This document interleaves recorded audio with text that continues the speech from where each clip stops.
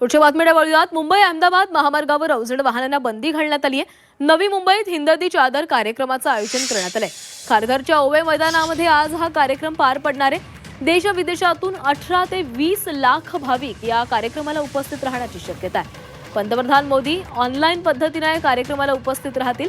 कार्यक्रमामुळे ठाणे नवी मुंबईतील वाहतुकीमध्ये बदल केले गेले। श्री गुरु तेग बहादर साहिबजी यांच्या 350व्या जयंतीनिमित्त नवी मुंबईमध्ये हिंद दी चादर कार्यक्रम आयोजित करण्यात आलाय। खारघरमधील ओवे मैदानात आज हा कार्यक्रम होणार आहे। या कार्यक्रमाला देश विदेशातून 18 ते 20 लाख भाविक येण्याची शक्यता आहे। कार्यक्रमासाठी पंतप्रधान मोदी ऑनलाईन उपस्थित राहणार आहेत। तसंच केंद्रीय गृहमंत्री अमित शाह, महाराष्ट्राचे राज्यपाल आचार्य देवव्रत, महाराष्ट्राचे मुख्यमंत्री देवेंद्र फडणवीस तसंच इतर राज्यांचे मुख्यमंत्रीही उपस्थित राहतील।